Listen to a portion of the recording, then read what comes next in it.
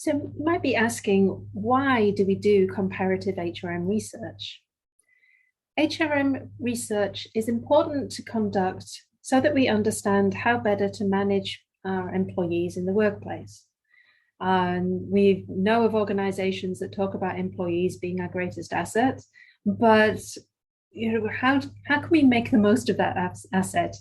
And how can we make sure that employees are both productive, but also happy, satisfied, engaged people in our organizations? There's a lot of textbooks out there that say this is the way to do HR. And there is a certain approach to recruitment, a certain approach to selection or training or reward that should be successful in all contexts. But we don't actually understand for sure that it will work in all contexts. Would we expect somebody who is working in a store in the middle of Pennsylvania here to be motivated by the same things as somebody who is in Tokyo, in a highly busy, bustling location compared to a rural grocery store somewhere? We'd expect some differences to come there, even in the same industry, just in a different location. But then if we compare somebody working in a hospital with somebody working in a bank, working as a teacher, working as a police officer, working in agriculture, there's so many differences. We make choices as to why we go into these different industries. So that means that we're different people. So the idea is, behind comparative HRM research, to understand what might be different between industries, between organizations, but more specifically in this case, between countries, and what might be the same. And they're not only describing what the differences are, but to understand why there should be differences. Why would we expect reward, individual performance-related reward, to be successful in the US, but not in China, for example? Is that true? We can look to theory, and theory tells us that the US is a highly individualistic society. Everybody's in it for themselves. So individual reward means that you are able to promote your own earnings through your own individual performance. Whereas China is a very collectivist society. And in a more collectivist society, then we'd be seeing more of a tendency for people to be keen on encouraging the performance of the group as a whole, not standing out as an individual, but to keep face and to be working for the goals of the collective, not the individual. So individual performance-related pay fits nicely in that individualistic society, but is uncomfortable in a collectivist society, where group goals or group performance might be something more appropriate. But how do we know this? And is that true? We need comparative data to be able to look at that. If we look at the typical organization in China versus the typical organization in the US, do we see differences in their reward strategies, their reward policies and practices? And then once we see differences or similarities, then we start to ask the question, why? Is it about culture? Is it about legislation? Are there rules and regulations there that prevent one organization or prevent organizations in one country from adopting a certain practice, whereas it's widely used in another country? So, for example, profit sharing, that's one area of HR that is highly legislated in a number of countries. So therefore, we might expect different practices where in one country there is a strong promotion for profit sharing through legislation, whereas in another country, there isn't that support. We would see different levels of profit sharing in those two countries. To what extent are organizations affected by some form of employee representation, such as through trade unions or through employee associations? That will affect how HR is played out in those organizations in those countries.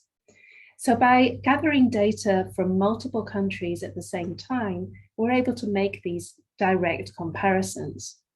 What's important with Crannet data in particular, when we're doing these comparisons, is that the data are fact-based. And that fact-based data allows us to make a direct comparison.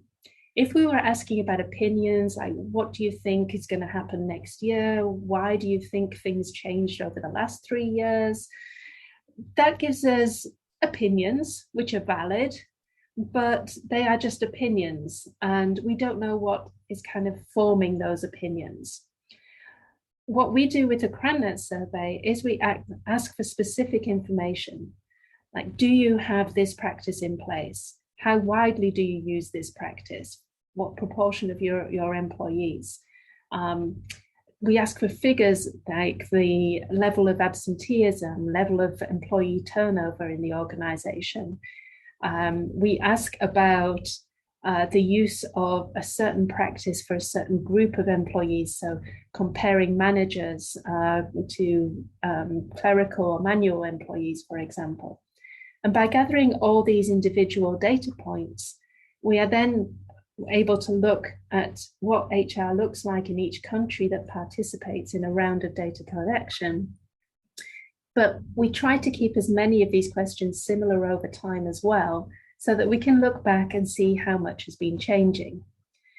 So why do we care whether things change? Well, this brings us into this whole notion of convergence of HR practices. If we read a lot about HR and globalization, then we expect to see that everybody's going to start doing things the same. The world is shrinking. The ability to transfer a practice from one country to another country has been increasing. And by transferring these practices, so something that's seen as a good practice, something that works really well in one context, we then say, well, we can transfer it to another context.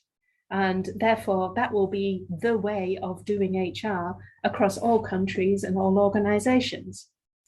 So that would be perfect convergence of HRM. However, that's not what we see. If we look at our data, we don't see exactly the same practices being put in place in different locations. So the extent to which social media is used in recruitment or selection processes at the moment, that varies largely between different countries and different organizations. It's a relatively new phenomenon, and it hasn't permeated all locations yet. If we look at the extent to which reward or pay systems are regulated in countries by collective bargaining agreements, that's not identical everywhere. Some countries have very strong control, centralized control around collective bargaining agreements to do with pay. Other countries, there's virtually no impact of collective bargaining on pay. So there must be a reason for this. And these are these differences, these cultural or institutional differences between countries. So by collecting data at multiple points in time, we're able to actually make a comparison over time as well as over location. And what that comparison tends to indicate is that these differences between countries are fairly steadfast. We see convergence in some areas of practice where there are fewer regulations, where generally countries have less say over what is going to happen inside organizations. So training is an example. Training practices actually can be quite similar across countries because there isn't regulation that means they need to be set up differently. Whereas when we look at something like recruitment and selection, or we look at reward, then we see there's a lot more legislation or collective bargaining agreements and things that affect the way that you can advertise a job, bring somebody into the organization and pay them. So the Crannet data is valuable in all of those respects. It has the long-term perspective, and it also has the detailed factual responses from multiple countries at the same time. But one final thing that really makes Crannet different, I think, from any other research study is the network itself. The people who are involved are located in each of these countries in which we're collecting data. The best way to collect comparative data across countries is to have people in the local setting collecting that data, because, well, firstly, they have access to be able to collect the data, but also they can interpret the data much better because they have the whole of the context that is going on in that country at a given point in time. There are language issues as well. A local person can help with that translation to make sure that we are collecting the same information in each country in a round of data collection.